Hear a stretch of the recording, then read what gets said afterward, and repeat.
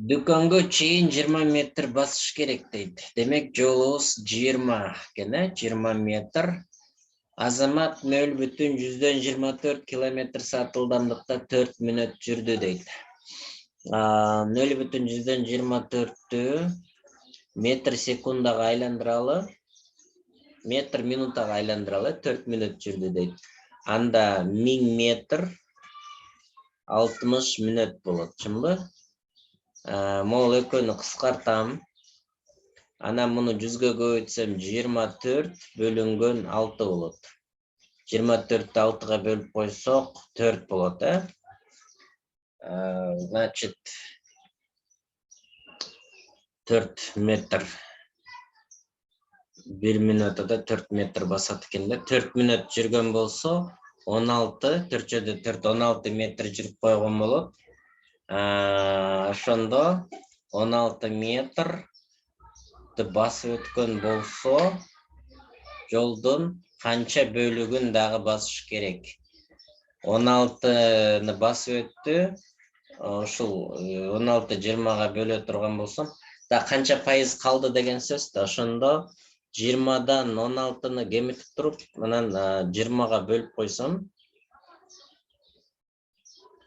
татаалдаштырбай эле азыр кое турган мындай. Бул канча пайызын басып өткөнүн көрөбүз да, 16. 4-кө бөлүп койсом 4, бул эмне болуп калат? 5 болуп калат, 5-тен 4.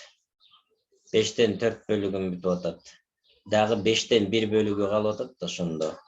5-тен 1 бөлүгү бул 20% болот да. Кийинки.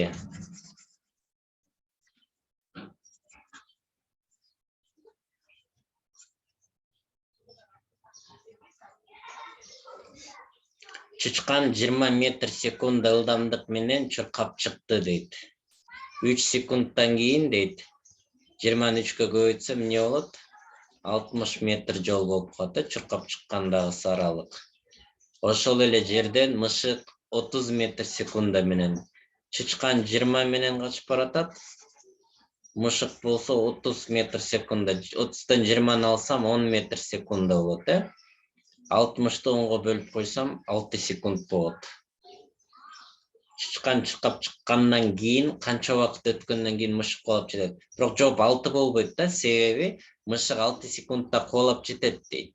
6 секундда кубалап жетет. Чычкан чуркап чыккандан кийин дейт, ал 3 секунд. 3-кө 6-ны кошсок 9 секунд кетет да, общий. 9 чычкан чуркап чыккандан кийин 9 могул жерден бул жерге чейин 9 секунд өтүп кетет да, уже кубалап жеткиче.